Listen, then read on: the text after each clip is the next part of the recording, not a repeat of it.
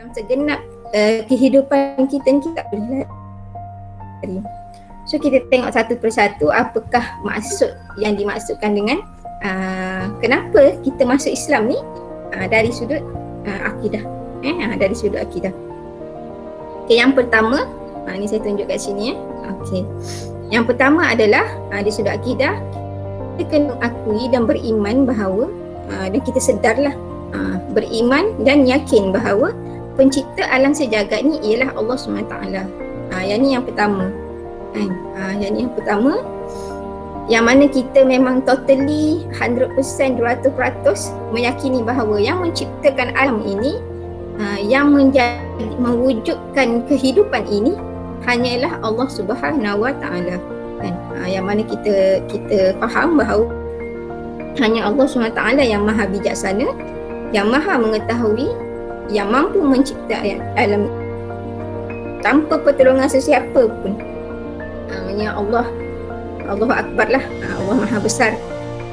Dan jelas terbukti melalui kita tak payah tengok jauh lah, kita tengok diri kita je. Kita tengok diri kita je. Sistem yang ada pada badan kita ni pun memang subhanallah sangat hebat. Dengan kita boleh bernafas, dengan circulation, orang kata berlakunya peredaran darah dalam badan kita, dipam di jantung ke seluruh badan sampai ke otak, kan. Lepas tu kalau macam kita boleh nak bernafas sekejap je pun boleh berlakunya kecacatan otak, kan. Tu semua tu adalah kehebatan Allah SWT. Yang mana begitu kemas dan saling berkait antara satu sama lain. Macam yang saya sebut tadi, kan, peredaran darah tu, kalau macam jantung tu tak berpam atau kita tak boleh bernafas hanya beberapa saat saja, pun boleh membuatkan kerosakan berlaku pada badan kita. Subhanallah. So benda ni adalah bertepatan dengan surah Al-Anbiya. Kalau siapa yang ada terjemahan tu boleh tengoklah terjemahan surah Al-Anbiya ayat yang ke-22 yang bermaksud, kalau ada di langit dan di bumi Tuhan-Tuhan yang lain dari Allah, nescaya rosaklah pentadbiran kedua-duanya. Maka bertauhidlah kamu kepada Allah dengan menegaskan, Maha suci Allah, Tuhan yang mempunyai arasy dari apa yang mereka sifatkan. Maksudnya kat sini, sebab kita tahu kan Allah itu Esa, maknanya Allah tu satu je. Maksudnya tak ada Tuhan selain Allah, kan. Sebab kalaulah ada, maka akan berlaku kerosakan dalam pentadbiran. Sebabnya yang ni nak macam ni, yang tu nak macam tu, kan. Bila tak berlaku orang kata synchronization tu, mungkin akan berlaku tidak orang kata tak berlaku seperti mana yang sepatutnya lah, kan. Jadi sememangnya Allah itu sebab dia Esa, dia satu je. Maksudnya dia yang mempunyai kuasa yang mutlak ke atas apa sahaja yang berlaku dekat muka bumi Allah ni. Itu yang pertama. Yang mana kita perlu yakin bahawa hanya Allah sahaja pencipta alam sejagat ini. Okay, yang kedua adalah kita perlu beriman bahawa dan yakin bahawa Allah tidak menciptakan alam ini tanpa tujuan atau untuk bermain-main sahaja. Maksudnya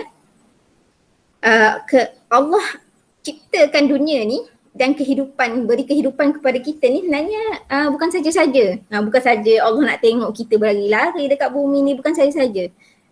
Dia setiap apa yang Allah cipta ni dia ada tujuan dia.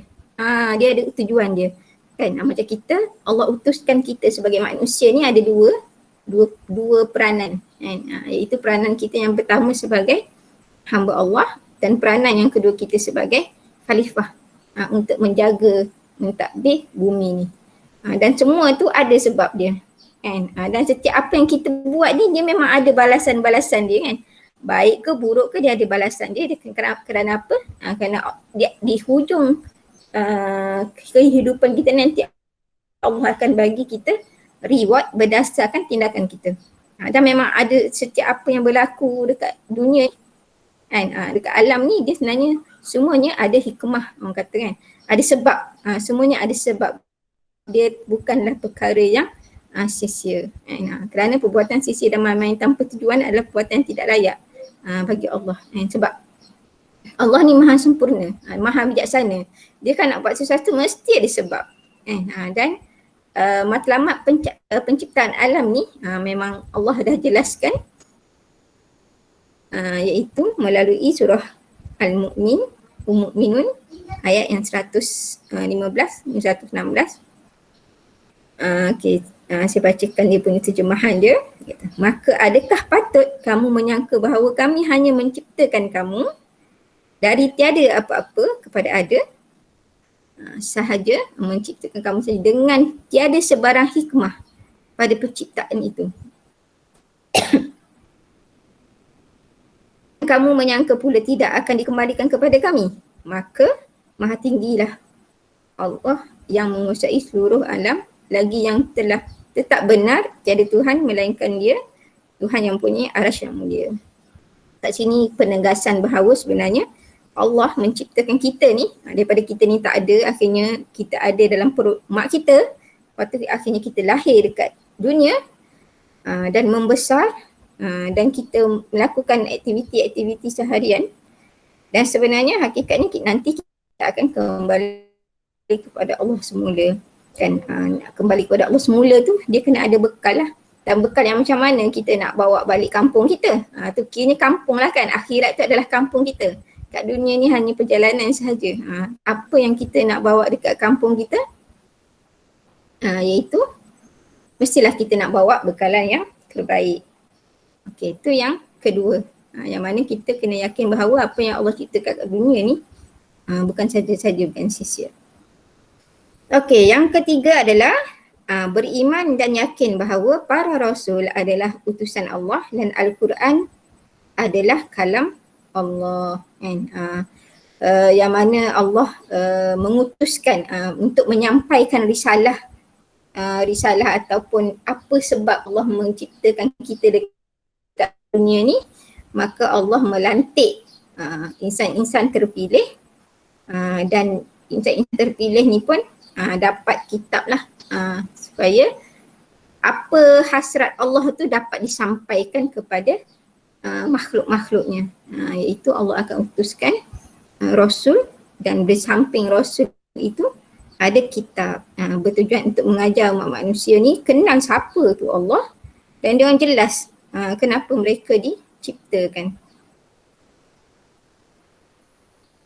Dalam surah An-Nahl ayat yang ke-36 ada disebut, dan sesungguhnya kami telah mengutuskan dalam kalangan tiap-tiap umat seorang Rasul dengan memerintahkannya menyeru mereka, hendaklah kamu menyembah Allah dan jauhilah taghut, yakni kejahatan lah, syaitan. Maka di antara mereka yang menerima seruan Rasul itu ada yang diberi hidayah petunjuk oleh Allah, dan ada pula yang berhak ditimpa kesesatan. Oleh itu mengembaralah kamu di bumi, kemudian lihatlah bagaimana buruknya kesudahan umat-umat yang mendustakan Rasul-Rasulnya kan. Kita sendiri pun tahu banyak kaum-kaum yang terdahulu yang telah dimurkakan oleh Allah SWT kerana keingkaran mereka untuk tunduk setelah datangnya kebenaran. Macam kita pun hari ni banyak sangat berlakunya bala-bala ni, ujian-ujian ni, sebenarnya kita kena muhasabah balik. Sebenarnya datangnya ujian-ujian ni boleh jadi kerana kemukaan Allah SWT terhadap mereka yang ingkar kepada Allah Ta'ala. Na'udzubillah min zalik lah, kita tak naklah kita antara yang telah ingkar kepada Allah Ta'ala. Sebab bila Allah datangkan bala tu, dia tak pilih siapa-siapa dah. Kan? Orang baik ke, jahat ke, semua kena. So kita, orang kata kita perlu meyakini, follow lah, mengikut apa yang diteru oleh Rasulullah SAW, para rasul yang terdahulu, macam kita sekarang penghulu para Nabi Muhammad lah, dan kita jadikan Al-Quran itulah sebagai panduan kita kan, panduan kita follow apa yang ada dalam Al-Quran, apa yang dibawa oleh Rasulullah SAW melalui hadis, supaya kita tak menjadi orang yang dilaknat ataupun orang yang dimurkai oleh Allah SWT, sebab penghujungnya tu nanti na'udzubillah kita masuk neraka kan. Kita tak nak menjadi sahabat kepada tagut ataupun syaitan kan. So kita kena bermujahadah untuk mengikut kebenaran. Okey, poin yang keempat, tadi Rasul dan kitab. Poin yang keempat kita dari sudut akidah adalah kita kena beriman dan yakin bahawa matlamat kehidupan manusia di atas muka bumi Allah ni adalah untuk kita kenal siapa Allah. Sebab itulah Allah utuskan Rasul kan. Dia tak adalah nak perkenalkan diri dia direct kan. Tapi Allah utuskan Rasul supaya Rasul tu yang menjadi duta memperkenalkan siapa Allah. Okay. So kita kena kenal Allah ni macam mana sifat Allah kan. Dan kita kena taat beribadah kepada hanya kerana Allah, dan niat kita melakukan sesuatu dekat muka bumi Allah ni mestilah hanya kerana Allah. Dan kita kena buat tu berdasarkan apa yang Allah suruh lah, dan tak buat apa yang Allah larang. Dan kita tahu kan 99 sifat Allah tu sangat banyak. Betapa Allah tu maha pengasih, betapa Allah tu maha penyayang, betapa Allah tu maha pengampun. Tapi dalam masa yang sama kita perlu tahu bahawa Allah tu maha berkuasa, Allah itu maha memberi balas, Allah tu maha memberi hukum, supaya kita boleh seimbangkan seimbangkan dalam diri kita ni bahawa Allah tu memang sangat penyayang, kasihnya kepada hamba-Nya melebihi daripada segala-galanya. Tapi dalam masa yang sama, sekiranya kita ingkar kepada Allah Ta'ala, maka tunggulah balasan daripada Allah Ta'ala. Kalau tak di dunia, pastinya akan ada balasan di akhirat. Okey, ini bertepatan dengan surah Az-Zariyat lah. Surah Az-Zariyat ayat 56 hingga 58. Yang mana ni ayat ni rasanya glamour sangat ni kan. Yang mana tujuan Allah menciptakan kita ni adalah untuk menyembah dan beribadah kepada-Ku. Aku tidak sesekali menghendaki sebarang rezeki pemberian dari mereka. Allah tak perlu pun apa-apa rezeki dari kita. Dan Allah tidak menghendaki supaya mereka memberi kepada-Ku. Sungguhnya Allah dialah sahaja yang memberi rezeki kepada kita, yang mempunyai kekuasaan yang tidak terhingga, lagi maha kuat kukuh dengan kekuasaannya. Dan Allah sebenarnya tak perlukan apa-apa pun beri kita kan. Kalau kita jadi jahat sekali pun benda tu, orang kata kesan dia tu sebenarnya pada kita, bukannya pada Allah SWT. Allah tak terjejas apa pun kan. Tapi dialah yang memberi kita segala-galanya.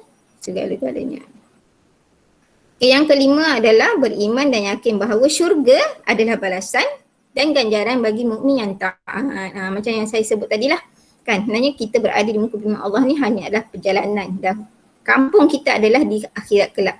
Tapi sama ada masuk syurga ataupun neraka, itu ada berdasarkan apa yang kita buat di sepanjang perjalanan kehidupan kita ni. Sepanjang perjalanan kita kena bawa bekal kan, bawa bekal. Dan kalaulah kita ni melakukan perkara-perkara yang Allah suka, maka pastinya Allah akan memberikan reward yang sangat-sangat berharga, iaitu syurga. Syurga adalah kehidupan abadi. Dunia ni bukan kehidupan abadi kan. Dan kat sini dikatakan bahawa pada hari itu segolongan masuk syurga dan segolongan lagi masuk neraka. Boleh tengok dalam surah Asy-Syura ayat yang surah yang ke-42 ayat yang ke-7. Dan Al-Quran tu banyaklah yang Allah terangkan tentang pembalasan pada hari akhirat. Dan memang kita kena beriman dengan perkara-perkara tu. Sebab itulah setiap kali kita nak buat apa-apa dekat dunia ni, hatta beri komen dekat Facebook kan. Sebab sekarang ni kalau baca ayat-ayat netizen dekat komen tu, ya Allah tak tahu nak kata apa kan. Kadang tu orang kata kadang tu kita rasa macam ya Allah macam ni ke. Tak tahulah, kalau ni saya kadang-kadang tengok kan. Kalau baca komen tu rasa macam tak percaya. Betul ke orang Islam ni rasa macam tu? Rasa macam dia rasa macam dia tak ingat akhirat ke, dia tak ingat ke apa yang dia buat ni. Sebenarnya Allah suruh malaikat catat. Walaupun hanya tulis je kan. Tapi jadi muhasabah lah untuk diri kita kan. Ya Allah, kita jadi istighfar untuk diri kita. Istighfar pada diri kita. Orang kata hakikat ni macam ni lah masyarakat kan. Dan kita na'udzubillah kita tolonglah jaga ya. Kalau dulu sebelum ni orang kata mulut yang kena jaga kan. Zaman sekarang ni tangan kena jaga kan. Daripada menaik benda yang tak sepatutnya kan. Allahu Akbar.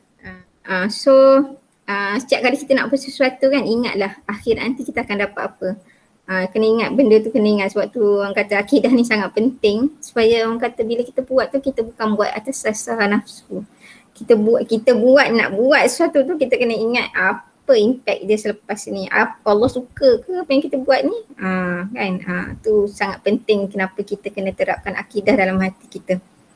Okey, yang seterusnya yang keenam adalah beriman dan yakin bahawa manusia itu dapat dan boleh mencapai kebaikan dan kejahatan melalui daya usaha, ikhtiar dan kehendaknya kan. Sebenarnya walaupun mungkin Allah dah letakkan ketetapan-ketetapan tertentu dalam hidup kita, qada dan qadar, tapi sebenarnya kita masih lagi boleh mencapai kebaikan dengan kejahatan, dia sebenarnya bergantung kepada usaha kita, ikhtiar kita dan kehendak kita. And tapi dan benda tu dia tak akan tercapai sendiri tanpa taufik dan pertolongan daripada Allah SWT. Begitu juga dengan kejahatan, sebenarnya benda tu berlaku memang dengan izin Allah kan. Kejahatan pun berlaku dengan izin Allah kan. Tapi hakikatnya adalah atas kehendak kita lah, sebab kita nak buat macam tu. Sebab tu Allah kurniakan kita akal fikiran untuk kita fikir kan. Akal fikiran, hati, keimanan kan, yang akan menentukan sama ada tindakan kita tu kita nak buat untuk baik ke ataupun untuk jahat. Untuk jahat kan. Tapi kalau Allah tak izinkan memang takkan berlaku. Takkan berlaku lah. Okay, so benda tu kita akan dalam surah Asy-Syams kan. Ada lagu Demi Matahari kan. Lagu tu kata Allah mengilhamkan sukma kebajikan dan ketakwaan kan. Ni dia katakan demi diri manusia yang menyempurnakan kejadiannya kan. Serta mengilhamkannya jalan yang membawa kepada kebajikan, kejahatan dan juga membawanya kepada ketakwaan kan. Sesungguhnya jayalah orang yang menjadikan dirinya yang sedia bersih bertambah-tambah bersih dengan iman dan amal kebajikan kan. Allah mengilhamkan cuma kebajikan dan kejahatan dan ketakwaan. Beruntung bagi orang yang memilih untuk meletakkan diri dia kepada jalan takwa. So kata benda tu sebenarnya adalah atas pilihan kita. Atas pilihan kita. Kita yang memilih. Kita yang memilih untuk kita buat jahat ke ataupun buat baik. Walaupun tu semua adalah dengan kehendak dan pertolongan Allah SWT. Okay, yang ketujuh, apa itu erti kita mengenal Islam dari sudut akidah adalah dengan kita beriman dan meyakini bahawa pensyariatan ataupun undang-undang ni adalah hak mutlak Allah SWT. Kalau kita tengok dalam Al-Quran kan, ada banyak kan undang-undang yang Allah dah gariskan kan. Yang mana kita sebenarnya tidak berhak untuk melanggar. Dia sebenarnya ada hikmah kenapa dekat dunia ni mesti kena ada undang-undang kan. Sebab kalau tak nanti ikut suka hati kita je lah kan. Tu yang jadi ada liberal-liberal tu. Golongan-golongan hak-hak asasi ni kan. Ada hak asasi tu memanglah kita kena hak-hak yang tertentu yang supaya tidak teraniaya tu satulah.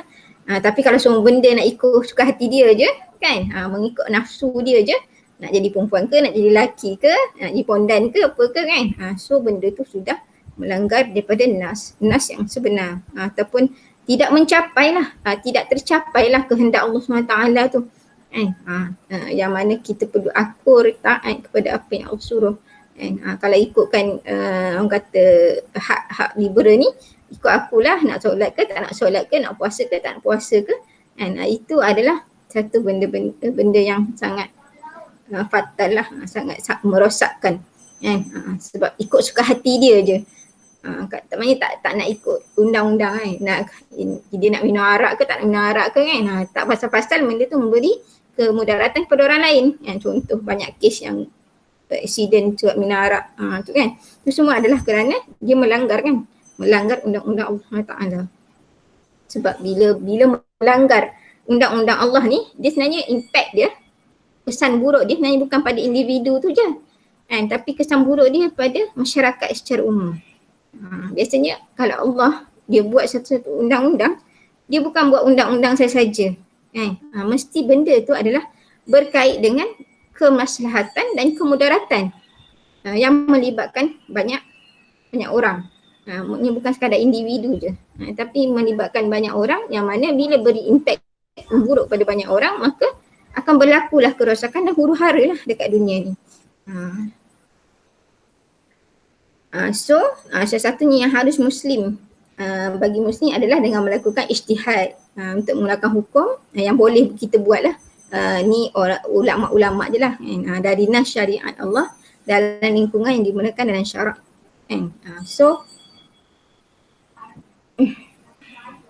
Kita tengok dalam surah Syura, apa jua perkara agama yang kamu berselisihan padanya, maka hukum pemutusnya terserah kepada Allah. Maksudnya nak tak nak kita kena refer kepada Al-Quran lah. Kalau apa-apa saja, kalau dia kena tengok juga apakah sudut pandang Allah. Kan? Kita kena ambil nas-nas Allah terdahulu. Kalau berlaku pertembungan, kena dahulukan apa kata Allah. Kalau tak ada nas dan dalil, barulah kita ambil kias kan. Banyaklah cara nak istibah hukum tu.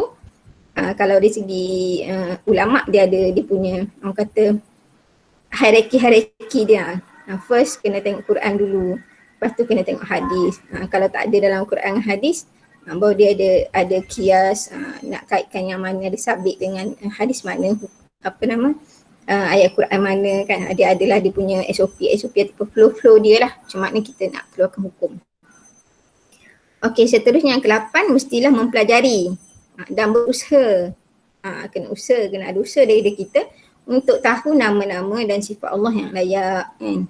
Benda ni adalah supaya kita lebih cinta kepada Allah Ta'ala kan. Bila lebih kenal kepada Allah Ta'ala dengan sifat-sifat Allah tu. Sifat-sifat Allah tu sangat banyak kan, 69 nama tu, dan kebanyakannya sifat-sifat Allah tu adalah sifat-sifat yang hebat lah, sifat yang hebat kan? Yang mana akan buat kita rasa segan dengan Allah, kita rasa takjub dengan Allah, dan kita rasa kasih dengan Allah. Dan semua tu perlu kita belajar. Boleh banyak, sekarang ni banyak kelas-kelas yang buat tentang macam mana kita nak kenal sifat Allah. Okey. Yang ke-9 adalah mesti berfikir tentang makhluk ciptaan Allah kan, ataupun sebab kejadian kan. Bukannya berfikir tentang zat Allah. Hanya kita perlu fikir Allah ni rupa macam mana, Allah ni ada dekat mana. Nah itu semua tu sebenarnya kalau kita nak ambil tahu pun benda tak boleh kesan pun pada diri kita. Tapi kita kena banyak berfikir tentang kenapa Allah jadikan makhluk ni, kenapa Allah ciptakan bumi ni, kenapa Allah ciptakan sistem suria, kenapa Allah ciptakan sistem-sistem yang ada dekat orang kata dunia ni kan. Yang tu yang kita kena fikir. Sebab benda tu yang membuatkan kita rasa lagi takjub pada Allah Ta'ala. Bukannya fikir tentang jasad Allah tu macam mana, zat Allah tu macam mana. Yang tu benda tu tidak mendatangkan apa-apa manfaat pada diri kita. Okey, dan yang seterusnya adalah kita kenal sifat Allah, rujuk dan berimanlah dengan sifat Allah yang diajar oleh Al-Quran kan. Dalam Al-Quran banyak diceritakan tentang sifat Allah. Bila kita belajar, kita tahu tentang Allah itu tak ada anak, Allah itu tak ada ibu bapa, Allah itu berdiri dengan sendiri kan. Allah itu tak perlukan pertolongan daripada orang lain, Allah itu Maha Esa. Bila kita tahu sifat-sifat Allah ni, maka kita akan orang kata kita tahulah apa yang sepatutnya kita kena buat kan. Dan kita perlu mengenal Allah dengan sebagaimana yang telah diperkenalkan oleh Allah dalam ayat-ayatnya. Maksudnya dalam Al-Quran itulah Allah yang Maha Penyayang, Allah yang Maha Pengampun, Allah yang Maha mengetahui, Allah yang Maha mendengar kan. So kita boleh jadikan sifat-sifat Allah ni tempat untuk kita bergantung harap bergantung harap sebab kita tahu itu sifat Allah kan. Allah tu Maha mendengar. Siapa lagi nak dengar keluhan kita? Kadang manusia pun tak larat nak dengar keluhan kita kan. Tapi Allah tak pernah jemu untuk dengar keluhan kita. Nangislah kita macam mana pun, Allah akan tetap ada, Allah akan tetap dengar apa yang kita adukan kan. Allah tak pernah jemu dengan kita. Allah bahkan tertunggu-tunggu bila kita nak ngadu pada dia kan. So itulah sifat Allah kan, sifat Allah yang maha penyayang, maha pengampun, maha mengetahui dan maha halus. Sifat Allah yang maha halus. Okey, yang seterusnya yakin bahawa pendapat para salafus soleh itu lebih utama diikuti supaya dapat menyelesaikan isu berkaitan takwil, pembekuan nas dan penyerahan perkara ini kepada ilmu dan pengetahuan Allah. Maksudnya sebab itulah kita kena menghormati para ulama kan. Para ulama ni adalah orang yang dah bermujahadah mengkaji tentang kitab Allah SWT. Siapa lagi kita nak rujuk kalau bukan kepada mereka. Kita kena taat dan thiqah lah, kena percaya pada mereka. Kalau berlaku apa-apa perselisihan, maka siapa yang perlu kita utamakan untuk dirujuk adalah mereka ni lah. Sebab mereka adalah orang yang paling insyaAllah pewaris para Nabi dan paling tahu tentang kitab-kitab apa yang Allah kehendak.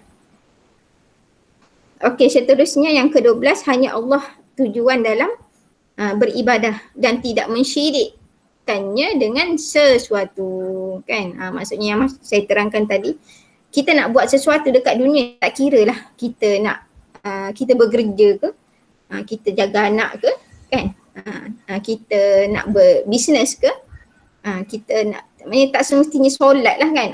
Solat tu confirm lah kita niatnya memang kerana Allah.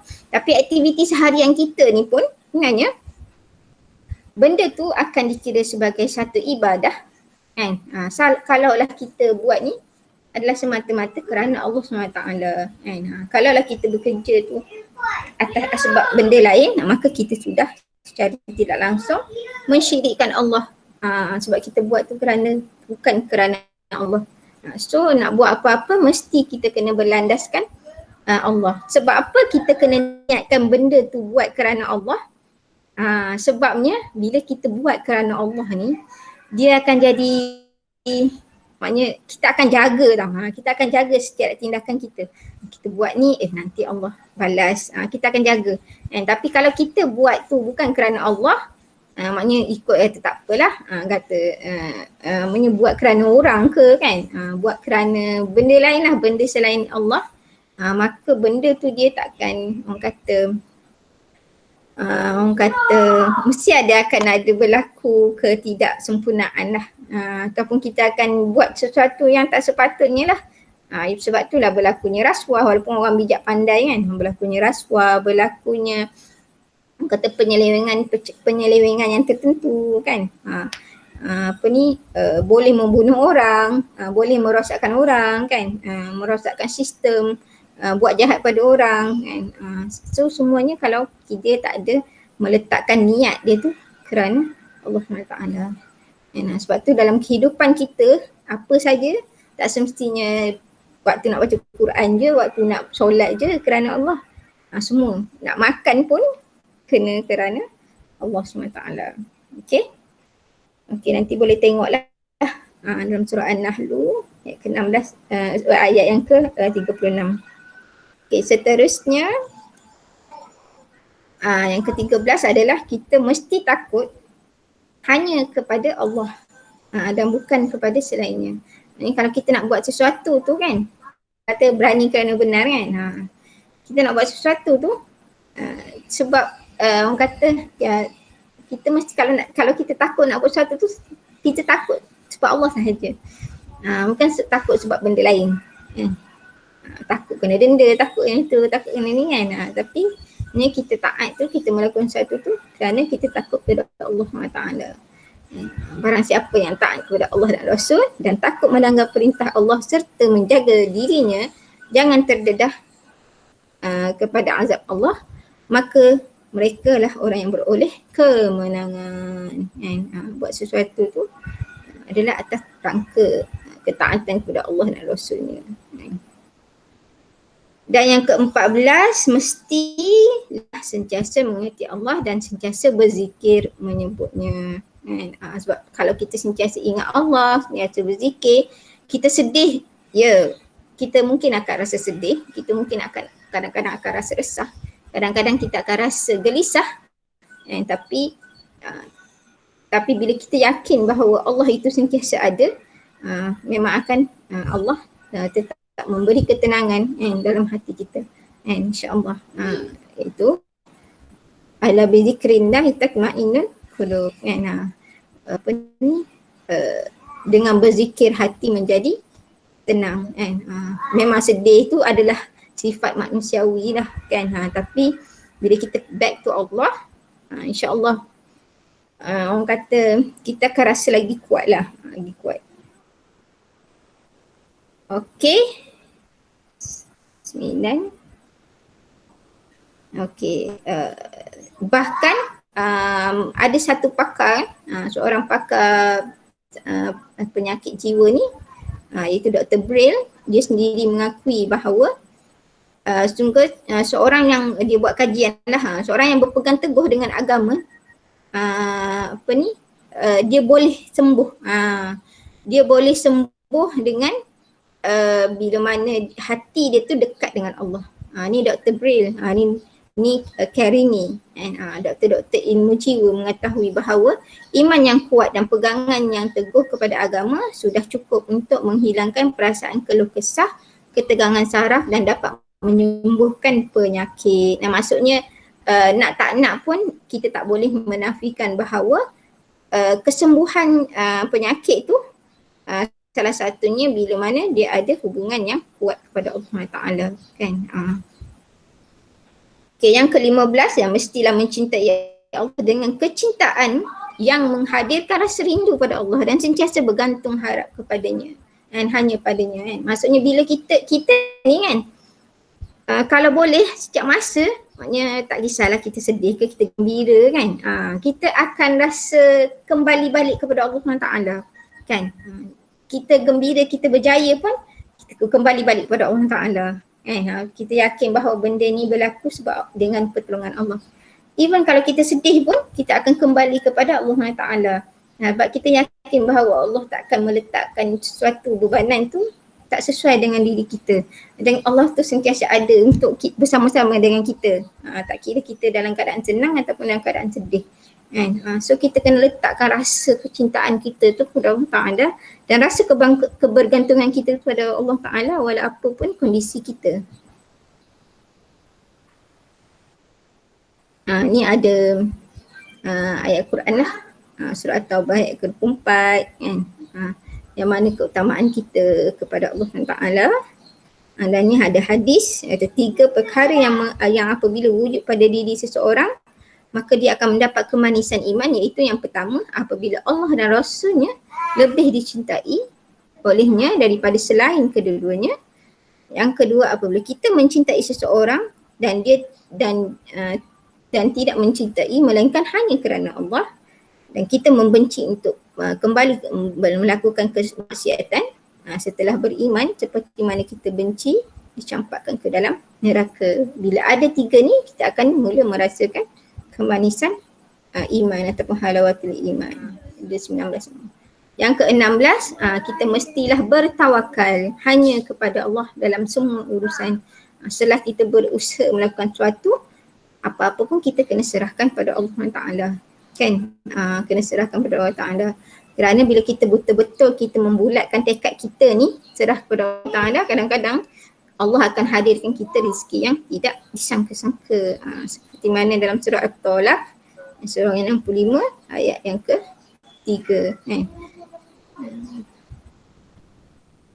Yang kata, serta memberikan rezeki dari jalan yang tidak terlintas di hatinya, dan ingatlah siapa berserah diri bulat kepada Allah, mana bertawakal, maka Allah cukupkan, maka Allah cukuplah baginya kan.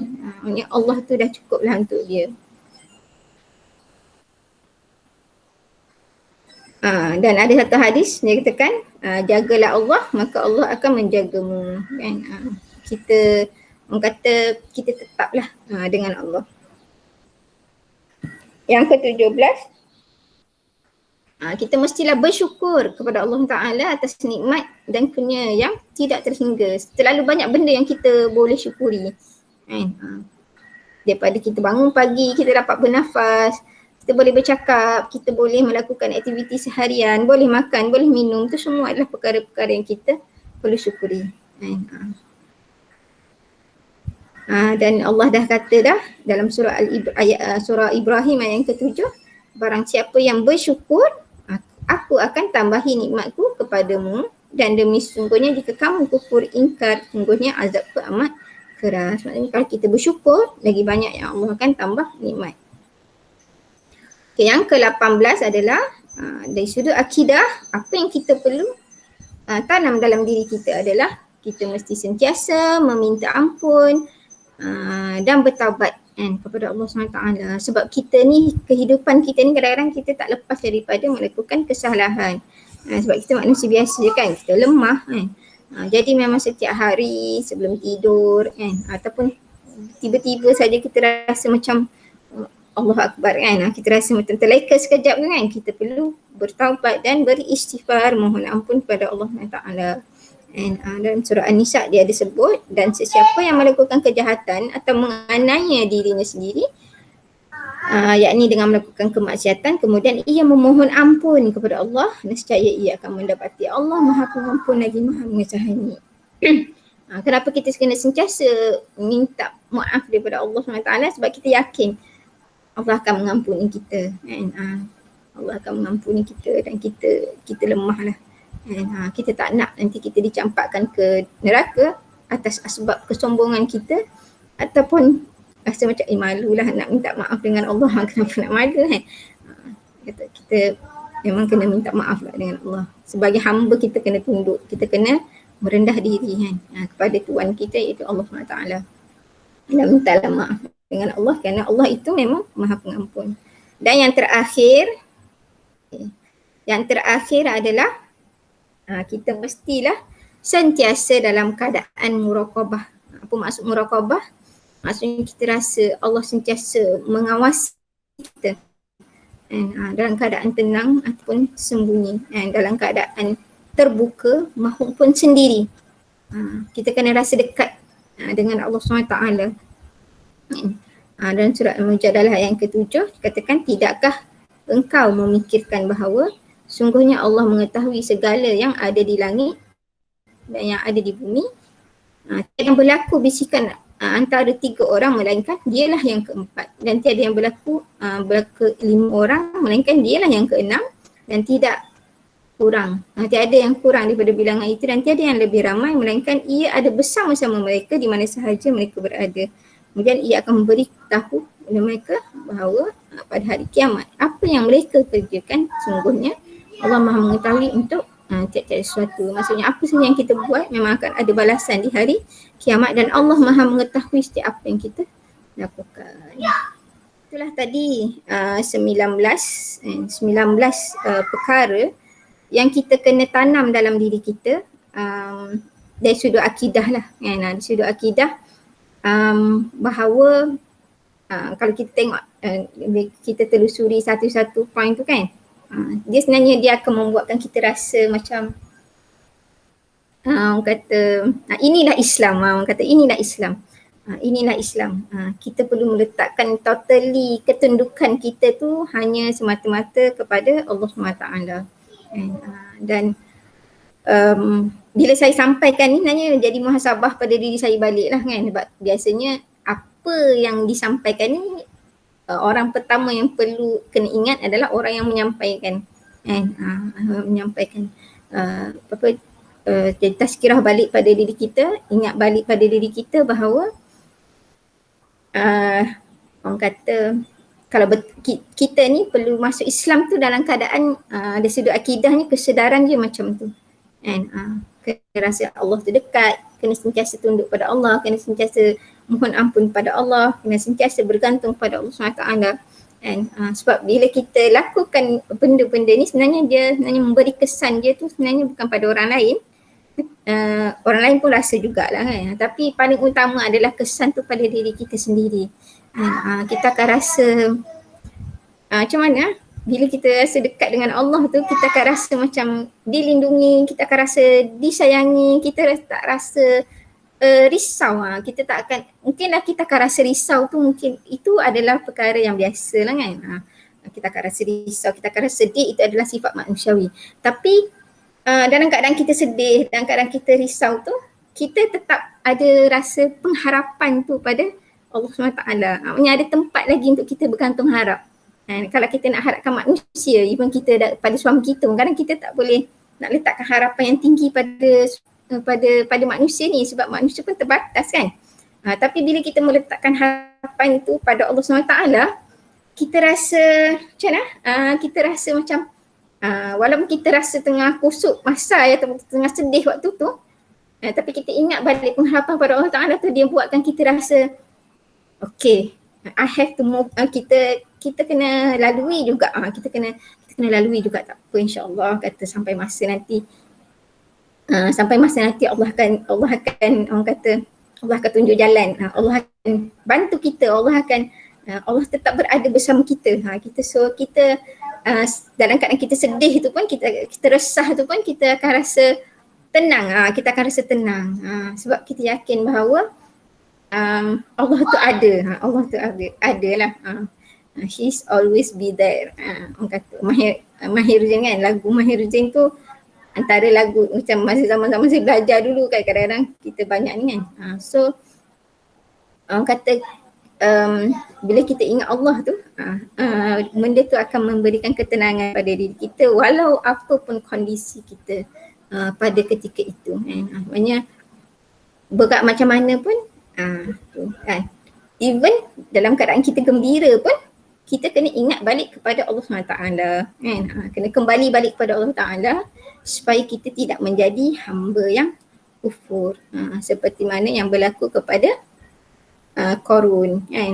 Mereka tu bila berjaya, dia rasa itu adalah atas usaha mereka kan, sedangkan apa yang diberikan tu adalah atas kata kehendak Allah SWT.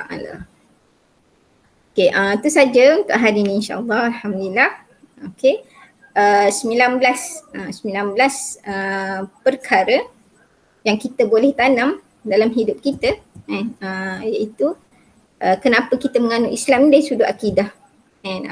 So harap 19 poin tu kita boleh terapkan dalam diri kita, supaya Islam tu begitu memaknai hidup kita, begitu memaknai diri kita, dan kita akan akhirnya mendapat balasan seperti mana yang Allah kehendaki.